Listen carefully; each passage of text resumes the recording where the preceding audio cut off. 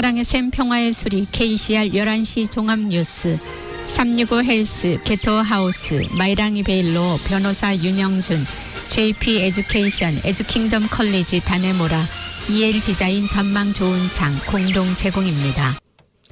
뉴질랜드 뉴스입니다. 오클랜드 최대 부동산 회사는 8월에 2022년 3월 이후 가장 많은 부동산 매매를 기록했으며 중간 가격도 올해 3월 이후 처음으로 상승했습니다. 바프덴 톰슨의 피터 톰슨 관리이사는 오클랜드 주택시장에 예고된 회복이 임박했다는 징후는 8월에 판매된 부동산의 높은 수와 해당 부동산에 대해 지불된 가격에서 볼 수 있다고 말했습니다. 그는 8월은 지난 17개월 동안 가장 긍정적인 판매월이었다고 말했습니다. 이달 동안 판매량이 크게 증가했을 뿐만 아니라 중간 판매 가격인 98만 2,500달러는 7월보다 3.4% 상승한 것입니다. 그러나 중간값은 1년 전 같은 달에 111만 1,000달러에 비해 마이너스 11.6%로 여전히 훨씬 낮은 수준이었습니다. 8월에 바풋은 879개의 부동산을 판매했으며 이는 2023년 7월보다 20.9% 증가한 것입니다.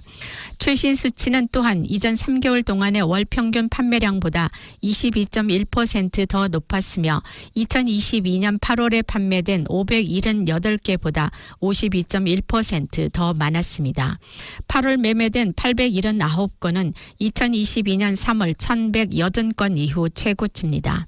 평균 판매 가격은 108만 8,457달러는 7월 106만 7,070달러보다 2% 상승했고 지난 3개월 평균 107만 8,595달러보다 0.9% 상승했습니다. 하지만 2022년 8월 평균 115만 7,899달러보다는 6% 하락했습니다. 부동산 시장은 뉴질랜드 최대의 산업으로 국내 총생산에 연간 412억 달러를 추가합니다. 그러나 우리가 어떻게 주택에 세금을 부과하는지에 대한 논쟁이 있으며 특히 계속되는 주택 위기에도 불구하고 비어있는 주택들에 대해 세금을 부과하는 것에 대한 논쟁이 있습니다. 2018년 인구조사에서는 뉴질랜드 주택 재고의 약 5%인 9만 5천 가구가 비어있는 것으로 간주됐습니다. 빈집 보고서에 따르면 조사 대상 빈집 중 약 10%는 의도적으로 비어있는 상태였으며 35%는 휴가용 주택이라는 이유로 비어 있었습니다. 추가로 8%는 개인 용도 종종 두 번째 주택으로 비어 있었고 23%는 개조 및 수리를 위해 비어 있었으며 약 17%는 빈 임대용 주택으로 때로는 헬시 홈즈 스탠다드를 준수하지 않아 비어 있는 상태였습니다. 나머지 6%는 다른 이유로 비어 있었으며 이는 종종 판매를 기다리고 있음을 의미했습니다. 2018년 외국인 소유를 제한하기 위해 규정이 변경된 이후 뉴질랜드 주택 재고 중 얼마나 많은 부분이 해외 기반 투자자의 손에 남아 있는지는 확실하지 않습니다. 2021년에서 22 회계연도에 중앙정부는 전체 세수의 40.7%를 재산세로 벌어들였으며 이는 OECD 평균인 5.7%보다는 낮습니다. 빈집세는 일정 기간 동안 부동산을 비워두는 주택 소유자를 대상으로 부과합니다. 해외의 도시와 국가에서 알 수 있듯이 일종의 빈집세는 정부의 수입원이 될 수 있습니다. 프랑스 파리에 비어있는 부동산의 표준 부동산 요율의 160%에 해당하는 연간 추가 요금이 부과됩니다. 캐나다 밴쿠버에서는 빈집에 대해 부동산 과세 가치의 3%가 부과되며 납부하지 않으면 벌금이 부과될 수 있습니다. 아일랜드에서는 빈집세가 해당 부동산의 기존 기본 지방재산세의 3배가 부과됩니다. 그리고 멜번과 시드니에서는 부동산을 6개월 동안 사용하지 않은 채로 방치된 주택 구매자들에게 연간 최소 뉴질랜드 달러로 5,978달러의 비용이 부과됩니다. 빈 부동산에 대한 이들 국가들의 반응은 높은 세율과 벌금이 투자자들을 경제의 보다 생산적인 영역으로 유도한다는 것을 시사합니다.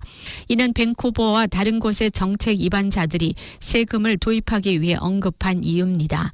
밴쿠버 모델에 따르면 퀸스타운 부동산에 대한 빈 주택세는 연간 2억 5,500만 달러를 창출할 수 있습니다. 국민당은 10월 선거에서 당이 승리할 경우 첫 임기 동안 두 번째 빅토리아산 터널 공사를 시작할 계획을 발표했습니다. 이 제안은 국가의 도로 네트워크를 확장할 국민당의 240억 달러 규모 운송 패키지의 일부로 요약됐습니다. 국민당은 터널이 주요 인프라 우선순위로 지정됐다고 발표했습니다.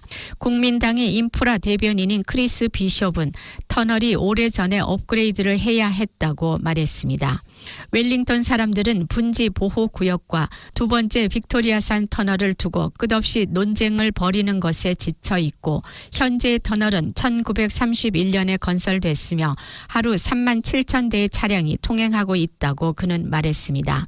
그는 두 번째 터널이 도시의 연결성과 경제 성장, 혼잡 및 대중교통에 중요하므로 개인 차량을 위한 더 많은 공간과 더 많은 버스 용량을 허용할 것이며 보행자와 자전거 이용자의 삶도 향상될 것이라고 덧붙였습니다. 비숍은 노동당 정부의 Let's Get Wellington Moving 캠페인을 비용이 많이 드는 파멸적인 대실패라고 부르며 모호한 제목의 이 프로그램은 웰링턴에서 완전히 농담이 되어버렸다고 비판했습니다. 국민당은 새로운 터널 외에도 로어 허세 피턴 투 그리나다 링크 로드 및 크로스밸리 링크를 건설하고 로어 노스 아일랜드 열차 네트워크를 업그레이드할 계획이라고 밝혔습니다.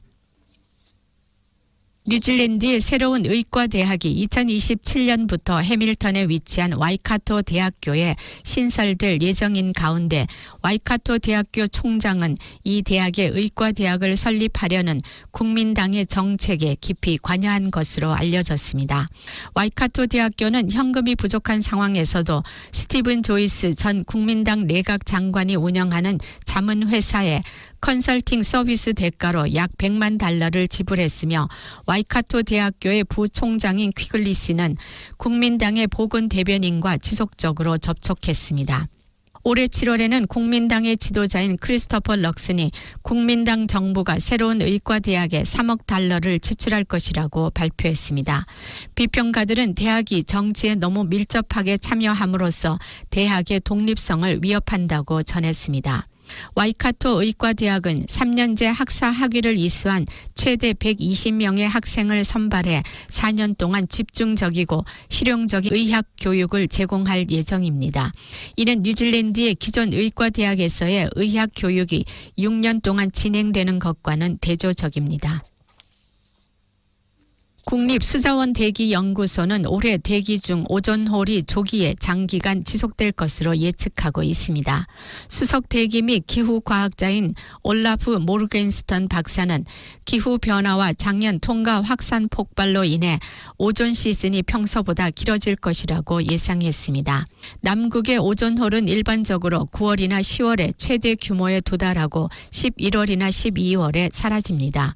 오존 분자는 태양으로부터 자외선을 흡수해 지구상의 생명체에게 자외선 차단제 역할을 합니다. 자외선이 너무 많으면 피부 손상 및 해양 식물성 플랑크톤 감소와 같은 문제가 발생해 먹이사슬에 영향을 미칠 수 있습니다.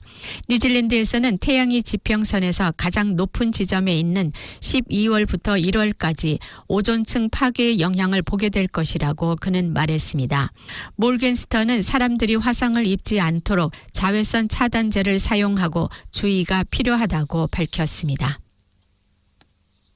병원에서 일하는 수석 의사와 치과 의사들이 노조와 보건부 간에 교착된 임금 협상을 놓고 2시간 동안 파업을 벌였습니다. 테와투오라는 이미 계획된 약 250개의 수술 및 치료 등이 영향을 받을 것이지만 비상 상황 대처로 응급실이 열릴 것이라고 말했습니다.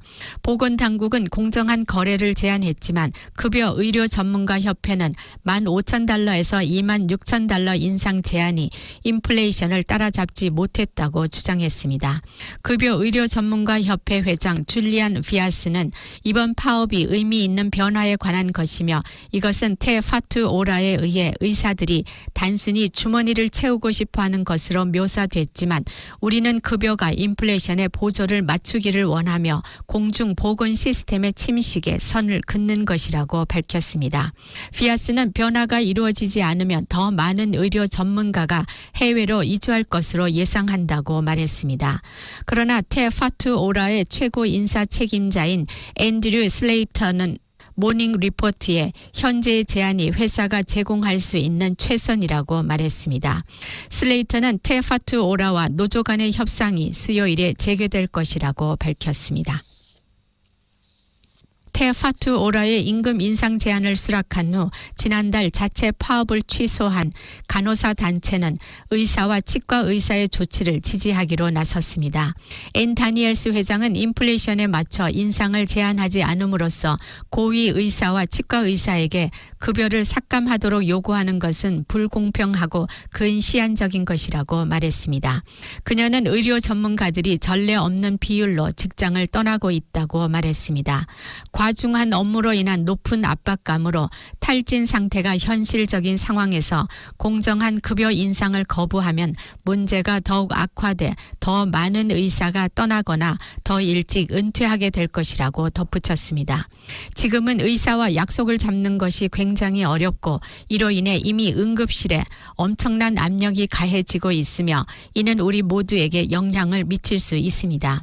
테파투오라의 임금 삭감은 결국 의료 시스템에 더 많은 비용을 초래하게 되고 다른 근로자에게는 더 큰 압박으로 이어질 수 있다고 말했습니다. 다니엘스는 간호사와 마찬가지로 수석 의사와 치과 의사도 직업의 미래와 환자를 더 잘 돌보기 위해 파업을 벌이고 있으며 적절한 임금을 지급하면 해외나 민간 부문으로 떠나는 의사나 간호사가 줄어들 것이라고 덧붙였습니다. 지금까지 전해드린 뉴질랜드 뉴스는 뉴스허브, 원뉴스, RNZ, 뉴질랜드 헤럴드, 스터프, interest.co.nz에서 간추렸습니다. 오늘의 환율 정보입니다. 뉴질랜드 달러와 대비 원화의 기준 환율은 784원 40전, 한국에서 보낼 때 791원 23전, 한국에서 받을 때 775원 57전입니다.